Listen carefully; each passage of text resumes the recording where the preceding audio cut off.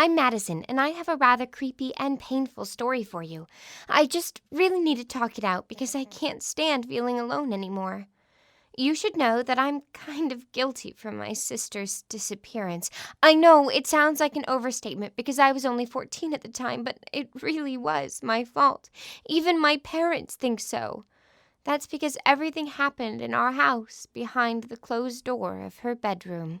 My parents are obsessed with safety. They always lock the front and back door overnight, but my sister vanished from her own room. That night, we all said goodnight to one another and each went to their own rooms. The next morning, my parents found out that she was missing.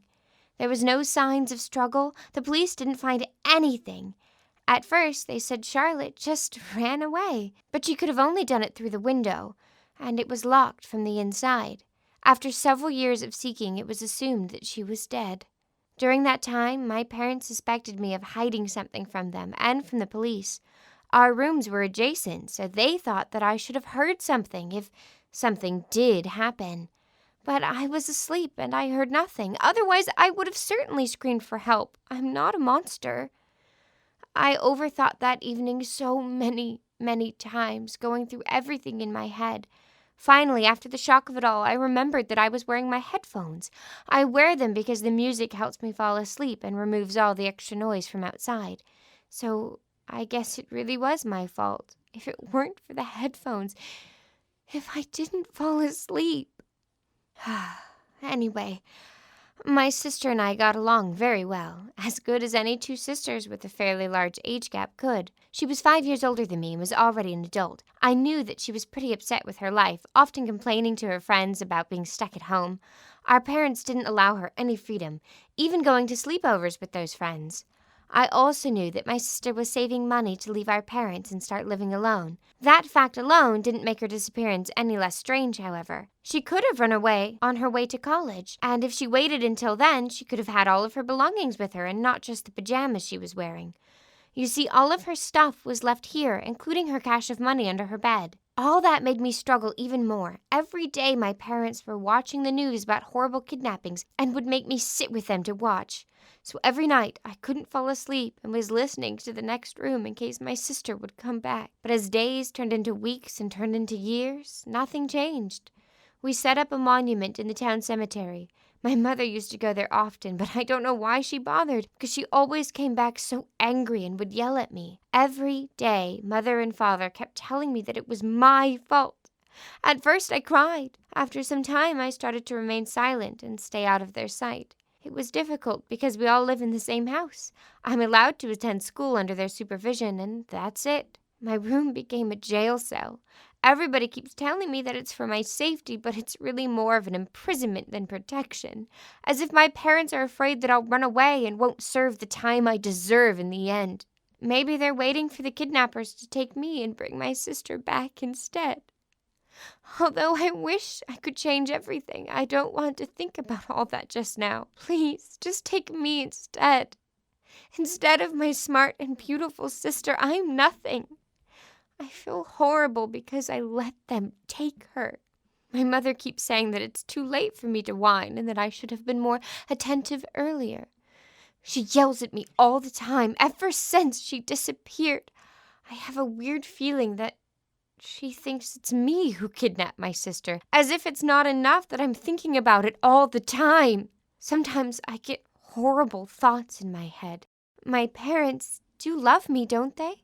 They wouldn't wish for something bad to happen to their own daughter, right? So why do I have an uncomfortable feeling that they hate me? I guess one could say that my life is like a dreadful tale right now. There are 2 dragons, a tower, and even an imprisoned princess. Unfortunately, there is no prince. And the princess is just a lowly scullery maid. Honestly, even our neighbors gossip about what happened behind our backs. Look, I'm not asking for advice. I just needed to talk all of this out. If you have any words of support for me, please write them in the comment section. I'll read them, and they might help me a little bit. Hello there. I'm Madison's mother, Alice. It might sound strange, but I'm pretty sure that it was Madison's fault that her sister disappeared. Probably my words sound like a delusion of a frustrated mother for you. Just listen, and only then draw your conclusions. I know that my daughters didn't get along well.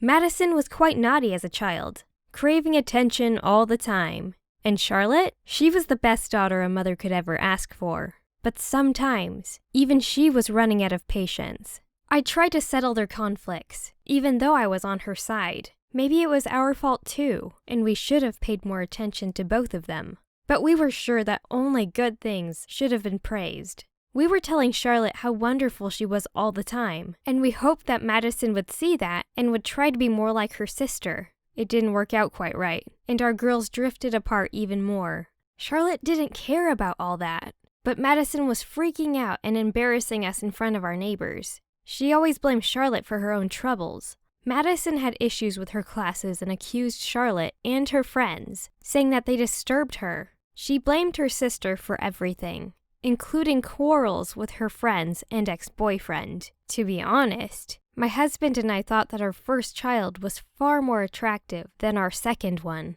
Charlotte wanted to be close to her sister, but Madison was against that. She was like a little parasite that drew everything good from her sister's life. Then Madison fell in with the wrong crowd, though we warned her that it won't end well. My whole heart, my whole world fell apart when Charlotte was kidnapped.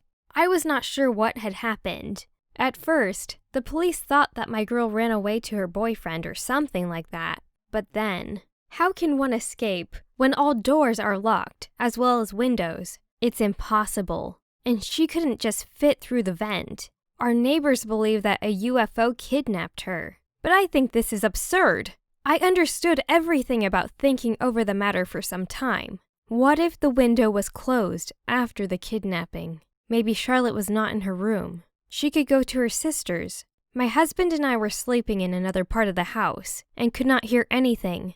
But the fact that Madison didn't hear the noise and was sleeping in her headphones was quite suspicious. I have a lot of questions for her. Was her music so loud that she didn't notice the kidnapping of her sister? The police told us that there were no signs of struggle. But there should have been some noises, right?